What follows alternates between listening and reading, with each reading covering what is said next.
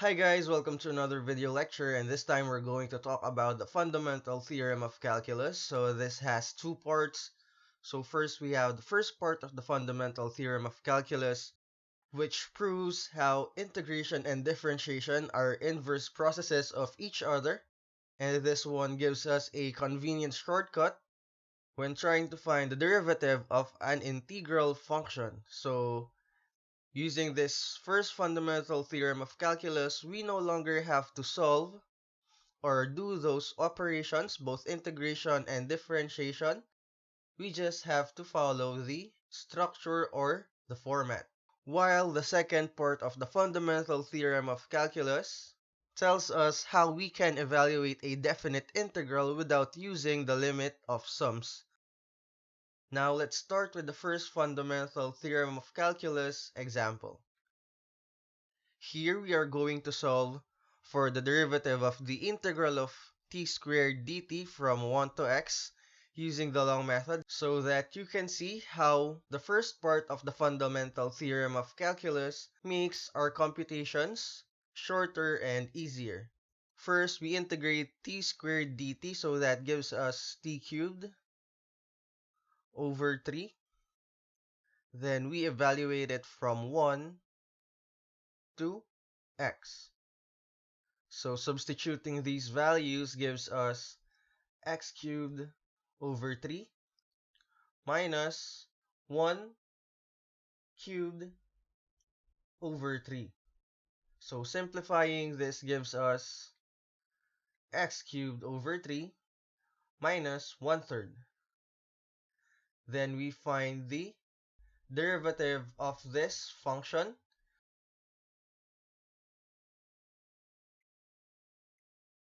And this gives us, we bring down 3, so that becomes 3 over 3 x. Then we subtract this power by 1, so this becomes x squared. And the derivative of a constant is 0. So further simplifying, we cancel these 3's out, giving us x squared. So that's how we solve it using the long method or manually by doing the integration and the derivative part. And in the next slide or in the next example, I will show you how easy it is by using the fundamental theorem of calculus. So here what we have to do is we just have to basically replace t with x. So looking at this equation, the integral or capital F of x is equal to the integral of f of t dt evaluated from a to x. And the derivative of that function is just equal to f of x. So as you can see, from f of t, it just became f of x. So what we essentially are doing is just replacing all t's with x. So let's do that. So replacing t with x, this gives us x squared. And that's it. That's our answer.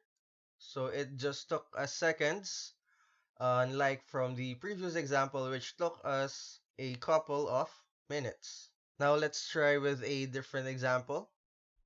So what if our limits of integration now become x squared? So from x to x squared. So let's first do it again manually.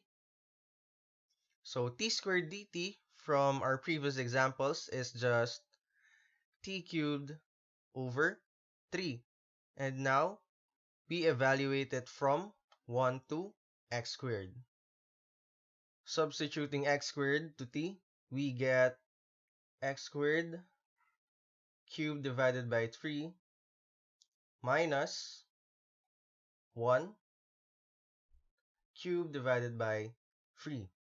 And simplifying this gives us x raised to the 6th power divided by 3 minus 1/3. So now let's find the derivative of this function, or the derivative of the integral. So we just bring down 6, then x raised to the 6 becomes x raised to 5 divided by 3. And the derivative of any constant is still 0. So simplifying, 6 over 3 is 2, and x raised to the fifth power.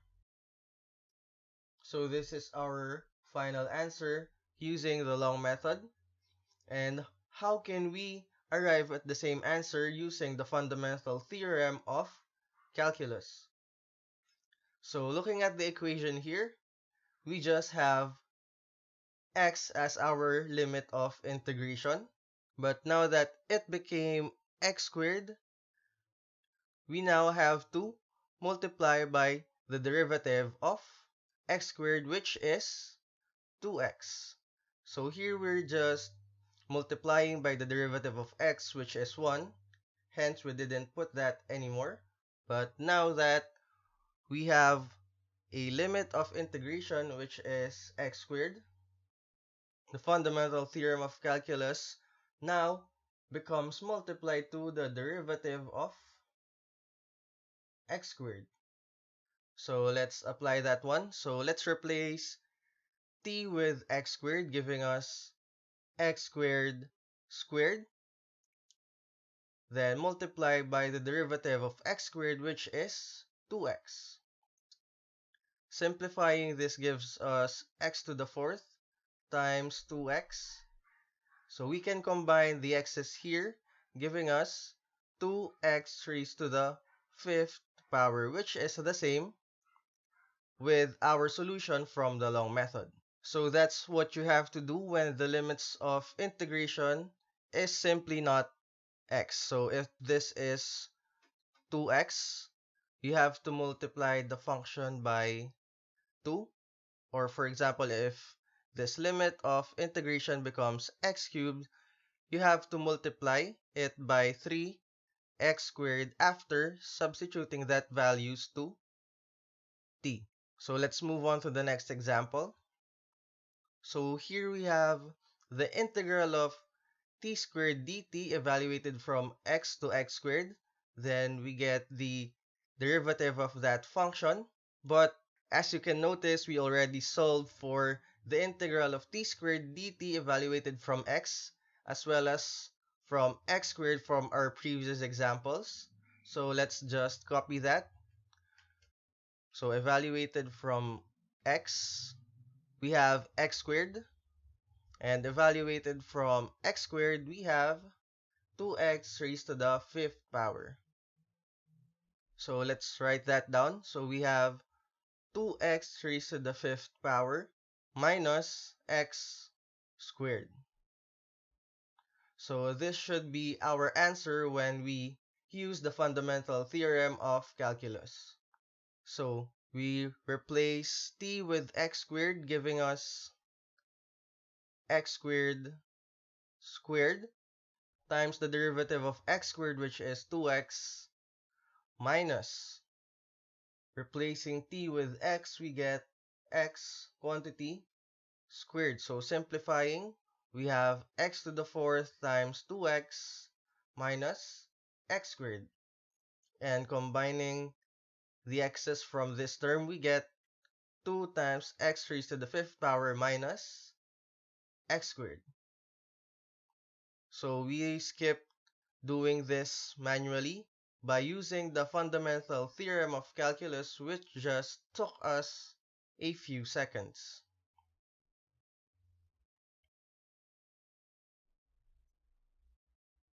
Now let's demonstrate that this still works not only on polynomial functions but also on radical functions in the next example. Here we have the integral of the square root of t minus 3 dt evaluated from 3 to x. Solving for this manually requires us to use u substitution method, where u is equal to t minus 3 and du, or the derivative of the function u, is just the derivative of t, and du is just equal to the derivative of t, which is 1 dt, minus the derivative of 3, which is a constant, which is equal to 0. And the derivative of u or du is just equal to dt. Now let's substitute those values back to our integrand. So that gives us the square root of u du integrated from 3 to x. So this gives us the integral of u raised to 1 half integrated from 3 to x. So this becomes u raised to the 3 halves, then divide this by 3 halves, giving us 2/3 u raised to the 3 halves. Then let's substitute the original value of u, which is t minus 3, giving us 2/3 t minus 3 raised to 3 halves. Then we evaluate this from 3 to x. So this gives us 2/3 times x minus 3 raised to 3 halves minus 2/3 3 minus 3 raised to 3 halves. And 3 minus 3 is just equal to 0, so this cancels out. And we are left with 2/3 x minus 3 raised to 3 halves. Still, this is not our final answer. We have to get the derivative of this function. And let's just use the top portion of the screen. So d over dx, or the derivative of 2/3 x minus 3 raised to 3 halves is just equal to, so we subtract this by 1, then bring this down. So we have 3 halves times 2/3 times the quantity x minus 3, subtract this by 1, 3 halves minus 1 is 1 half. Then we multiply by the derivative of the inside function, which is just 1. This cancels out, and this cancels out as well. So we are left with x minus 3 raised to 1 half, or the square root of x minus 3. So as you can see, that was quite a tedious process, and with the help of the fundamental theorem of calculus, we do not need to integrate then differentiate anymore. We just have to replace t with x, as we will do in the next example, in example 4.2. So let's just use the fundamental theorem of calculus and replace t with x. So this gives us the square root of x minus 3. So this becomes more convenient when the problem requires a much harder integrand than these types of functions. So that's when you can see that the fundamental theorem of calculus really is fundamental.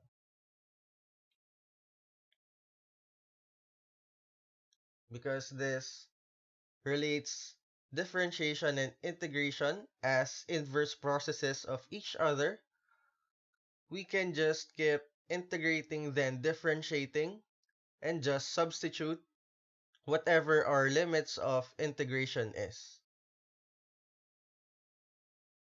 So the fundamental theorem of calculus doesn't only apply on polynomial functions,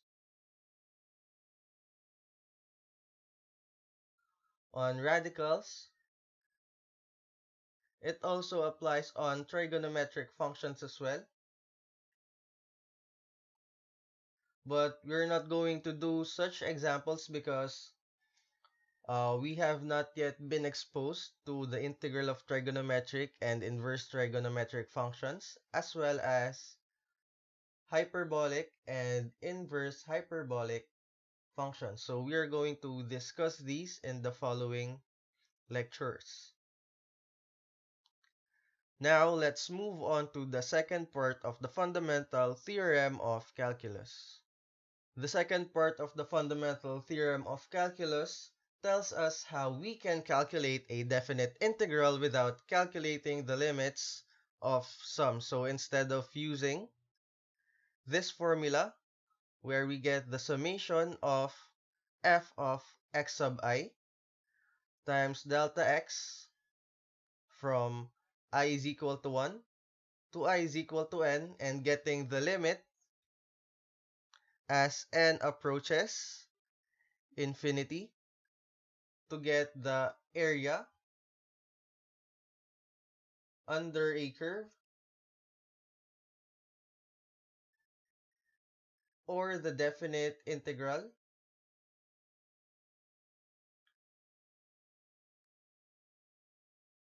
So this is also a long and tedious process, but with the help of the second part of the fundamental theorem of calculus, we do not need to solve using this anymore.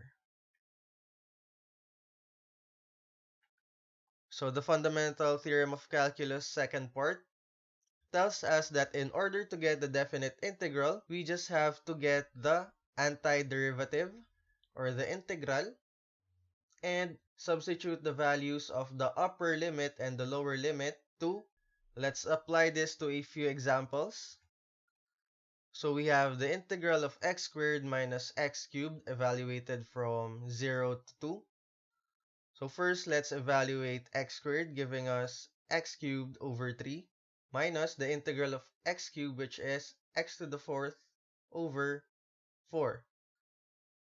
Then evaluate them from 0 to 2. So this gives us 2 cubed over 3 minus 2 raised to the fourth power over 4 minus 0 cubed over 3 minus 0 raised to the fourth power over 4, and 0 divided by any number is just 0, so this cancels out.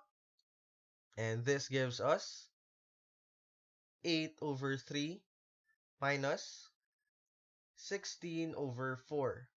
Simplifying, this gives us 8 over 3 minus 4. Then we multiply 4 by 3 divided by 3 in order to get a common denominator. So this gives us 8 minus 4 times 3 is 12 over 3. And 8 minus 12 is negative 4 over 3. So this is our final answer. So the negative sign only indicates that the area is below the x-axis. For our next example, we have x squared plus x minus 5. So integrating that gives us x cubed over 3 plus x squared over 2 minus 5x. And integrating from 0 to 3 gives us, or evaluating from 0 to 3 gives us 3 cubed over 3 plus 3 squared over 2 minus 5 times 3 minus, so when you substitute 0, so all of these terms have x's in them, and when you substitute 0, what we will get is 0. Simplifying, we have 3 cubed, which is 27 over 3, plus 3 squared, which is 9 over 2, minus 15. So 27 over 3 is just equal to 9, plus 9 over 2 minus 15. Getting their common denominators, then adding or subtracting as necessary, our final answer becomes negative 3 over 2. So do not worry about the negative sign. This only means that the curve is below the x-axis and the area is below the x-axis as well. For our next example, let's evaluate 1 plus 2x dx integrated from 0 to 3. So 1 just becomes x, and 2x becomes 2 times x squared over 2. So this cancels out, giving us x plus x squared. Evaluating this from 0 to 3 gives us 3 plus 3 squared minus 0. And 3 plus 3 squared, or 9, is just equal to 12. So that's how we can compute for the definite integral in just a few steps without using the limits of sums. Again, we are limited to polynomial functions since we have not yet discussed trigonometric, inverse trigonometric, hyperbolic, and inverse hyperbolic functions. So what we are going to discuss in this video only includes polynomial functions. So let's integrate this one. We have the integral of 2x squared minus x minus 4 from 0 to 4. So 2x squared becomes 2/3 x cubed minus x squared over 2 minus 4x.